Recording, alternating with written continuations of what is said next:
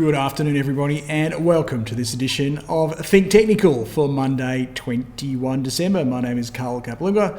I'm the market analyst over here at Think Markets, and it is a pleasure to be with you as we delve into everything technical for the next 15 or 20 minutes. But before we do, the Think Markets difference, which is substantial $8 flat rate trades, your own holder identification number, unlimited phone support, and no hidden platform or subscription fees. 4 fantastic reasons why you should choose us for your next ASX share trade, and here's 10 more if you switch to us before December 31. Your first 10 trades brokerage are on us. So head to the website, download the Think Trader app, and get trading.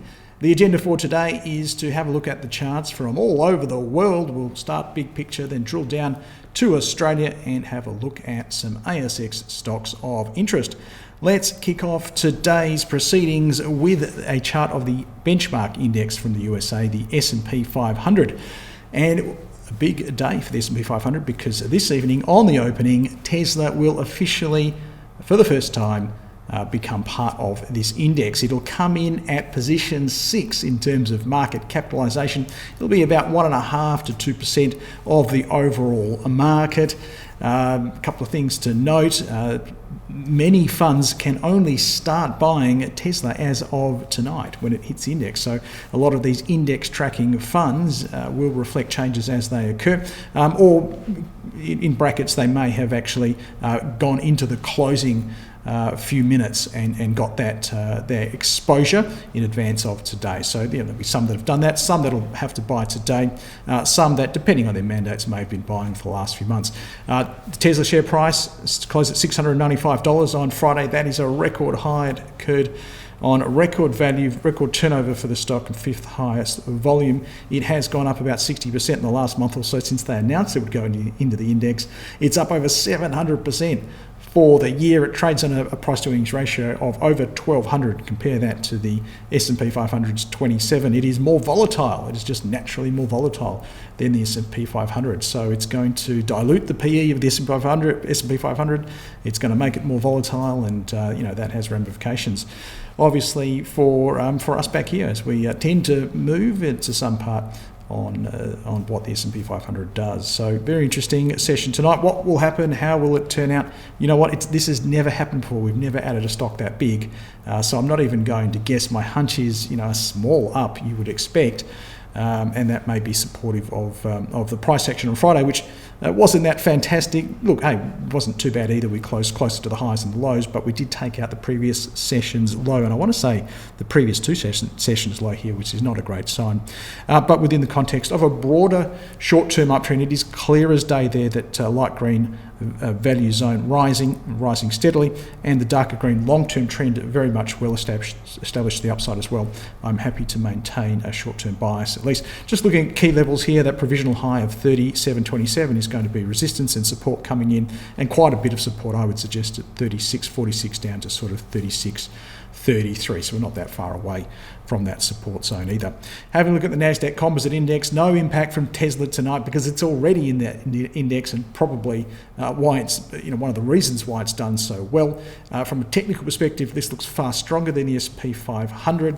It's moving out of a bigger and better and more well-defined base pattern. It's done it with better price action, so that the distance between the peaks and the troughs are improved. It tells me there's more demand in the system, less supply combating that demand. The price action from Friday night wasn't fantastic, not as bad as potentially on the S&P 500.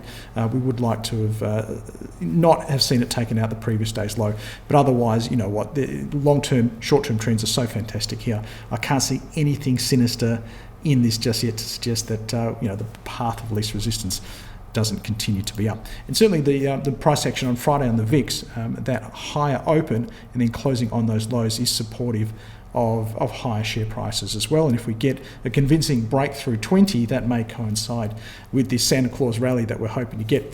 Incidentally, we could also see tonight the US fiscal stimulus package be released. It was due on Friday. US lawmakers gave themselves over the weekend to get it done. That is, they actually passed some legislation to extend the period of time to fund the government, temporary funding for the government. If they don't get it done, then there's it's big trouble for keeping the business that is the government going. So there's a large incentive to either get the deal done or they'll have to kick the can down the road again. So in combination with the Tesla, it could be a huge night one way or the other for the US. The DAX had a pretty good week last week. Yes, Friday, Thursday weren't spectacular, but it's still close with about a 3.9% gain. But up and around those highs, that's good to see. Shanghai Composite looks pretty strong up and around those highs, as is the Nikkei. So when you get that coordinated strength across global equities, that's very positive. We are faring a little worse than the others, and I think it's mainly to do with what's happening in northern Sydney. Hopefully that situation there with COVID doesn't spread to Greater Sydney, and then we see a reflection of the lockdowns that we saw in Melbourne just a few months ago now.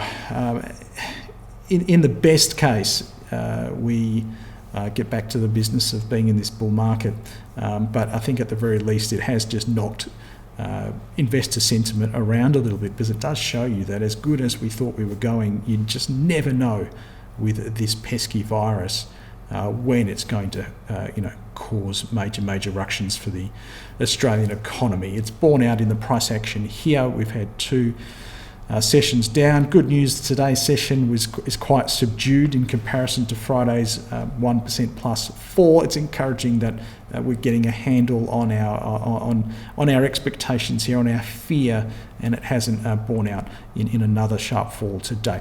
We're so close to support levels. I think that's the key here. 66.32 is a level, and then there's, I think, going to be a lot of support between 65.11 and 64.71. The dynamic support zone is here as well. So with the confluence of those key support levels, I think we will hold, and fingers crossed, we do see that Santa Claus rally that pushes us through that peak there, now formed at 67.66. If we can get through that, well, we've talked about where the supply is, where's the resistance? There's not a whole lot of it until we get up to that all-time high at 71.97. Maybe there's a little bit of a pressure point we might find at this low here, and that is 68.97. We've talked about that one before.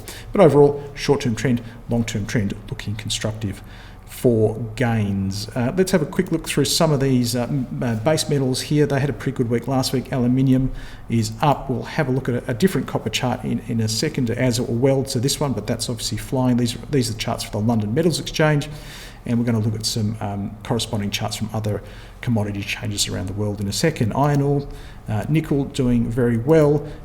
Tin, lead is pulling back a little bit, but tin is quite spectacular at the moment, and zinc also looking pretty good.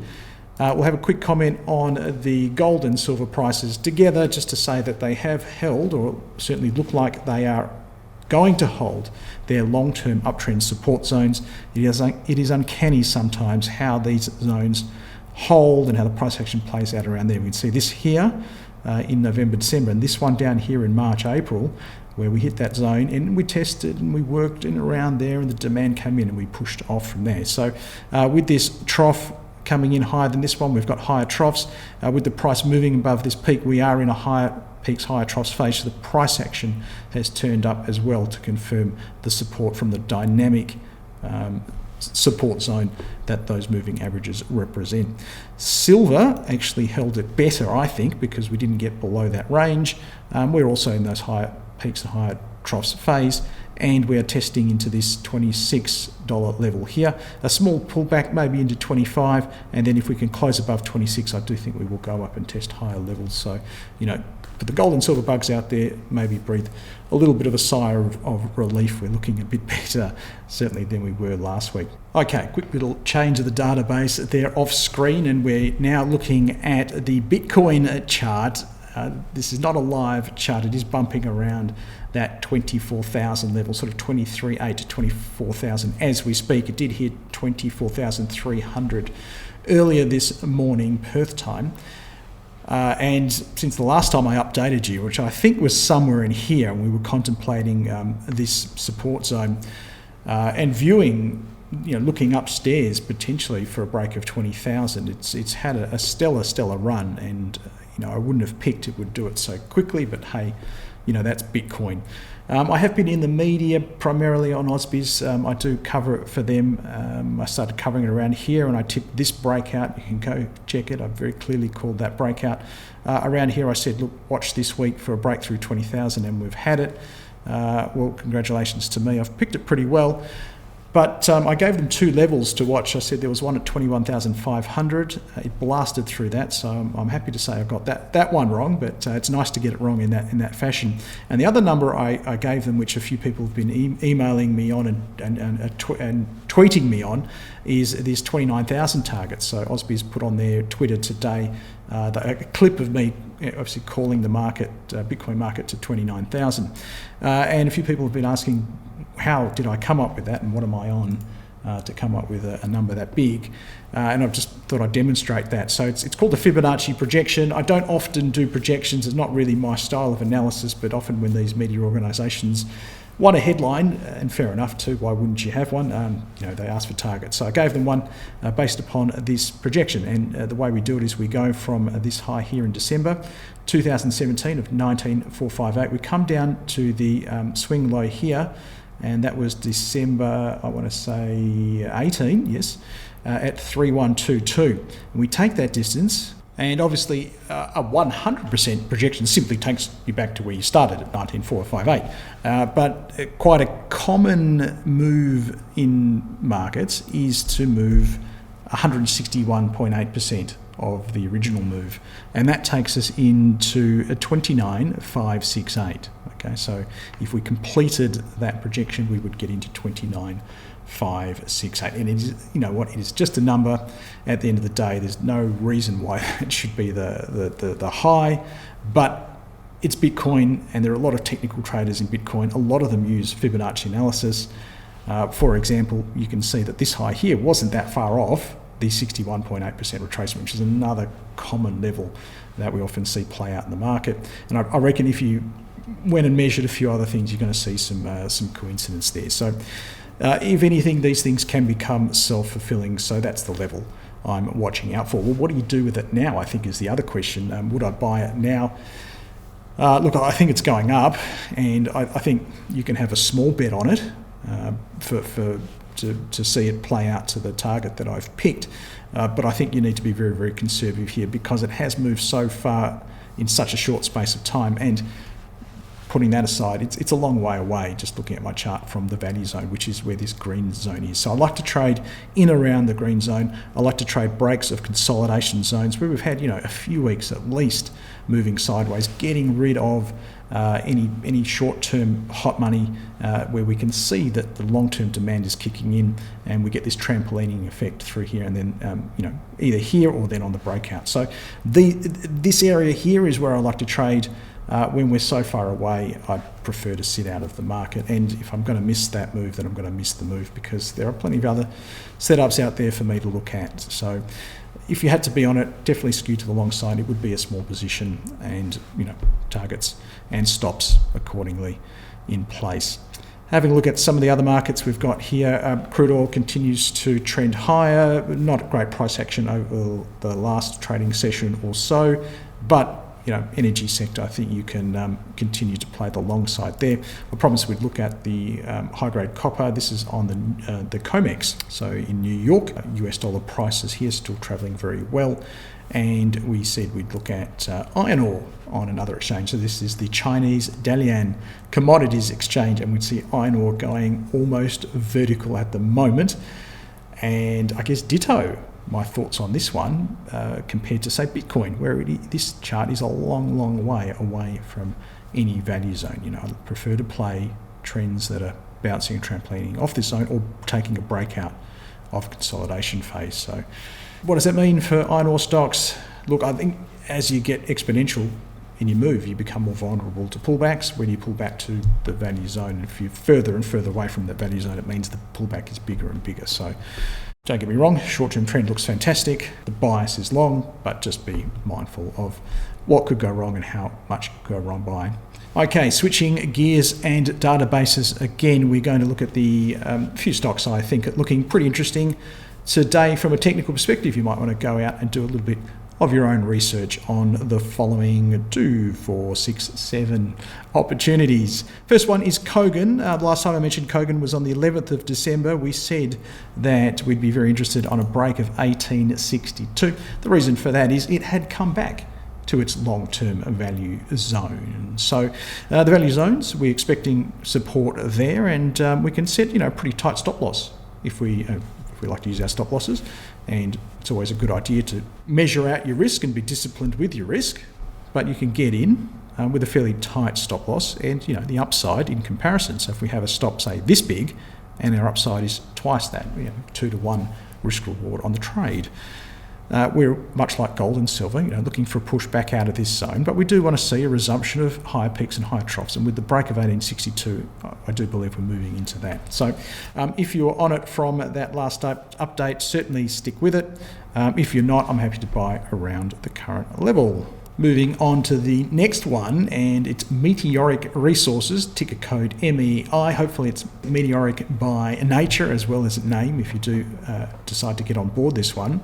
The trend looks fantastic, so very well established short-term uptrend, very well established long-term uptrend, and we're close to the value zone, aren't we? So we're in this area where it's not too far away from where support is going to be. We haven't run up too much. I like the price action. We're breaking through. Again, that's another important technical pattern I like to look for, is where we've got a basic pattern and we're breaking through the top of it. The only downside to this one, and I think it's fairly minor given how long ago these supply points came at 7.1, I think we're through that, and then 7.9, given what happened and how sketchy some of these small stocks can be, and the stock was far less liquid back in September 2019 than it is today. So that's an outlier for me. I would pay very little attention to that. So for me, for all intents and purposes, we have broken this key point of supply, and we're going through it. This is a test of the supply. So 7.2 tests 7.1, and now we're through it.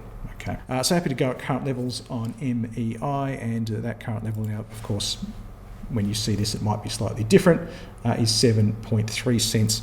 And if you don't happen to catch this update before the close of business on Monday, then have a look at it for Tuesday morning, and that goes for the rest of these ideas. Triple M, Marley Spoon, very similar, isn't it, to that Kogan setup, and it's in a similar sort of sector in that retail and online spending sector. So it's pulled back to the long-term trend. We're playing the bounce off that trend, and once again we want to see a resumption of the higher peaks and higher troughs, telling me that demand is once again overwhelming supply. And we have seen a higher trough here. 244 is higher than this trough down here. That low is 192. And once we get through 276, we'll be moving back into a phase of higher peaks as well. Now, we won't have a higher peak yet because it simply wouldn't have formed. But as long as we break through 276, so if we're 277, 278, whatever it might be, even if the price fell the next day and the peak was formed, that peak would be higher than 276 by definition. So all we need to do is wait for a break of 276, and I think that's the way to play this one. I wouldn't personally get in around these levels. I don't think we've got enough confirmation that we're breaking out of this, what is now a medium-term downtrend. So on stop 276 for Marley Spoon. We're getting it close to the value zones, and we're getting it on a renewal of that long-term uptrend. This one is more of a renewal of the short-term uptrend, but the price action is pretty similar in terms of, we're looking for these higher peaks and higher troughs. I'm happy just to go on this one at current levels. That is around about 123 at the moment, and looks pretty good to get back up to 149. Long-term trend, short-term trend is up, and we're not far away from that short-term trend zone. This is more of a follow-up than anything else. Oz Minerals, we ran it on the 21st of October at 15.15 as a buy. It broke out again today. I can't see any reason why, if you're on this one already, you wouldn't hang on to it. Would I buy it right now? That's kind of the million-dollar question. It is a long, long way away from its value zone, and for that reason, I'm a little bit more cautious in that regard. But I think you could do a whole lot worse. But this is more of a hold at this stage for people who were on it from 15.15. This setup here on Rex Minerals, RXM, is pretty similar to the Marley Spoon in many ways, pretty similar to the Kogan. We've had a pullback to the long-term trend. We are already in this higher peaks and higher troughs phase, giving us a little bit of a smaller stock. It's a little bit more speculative.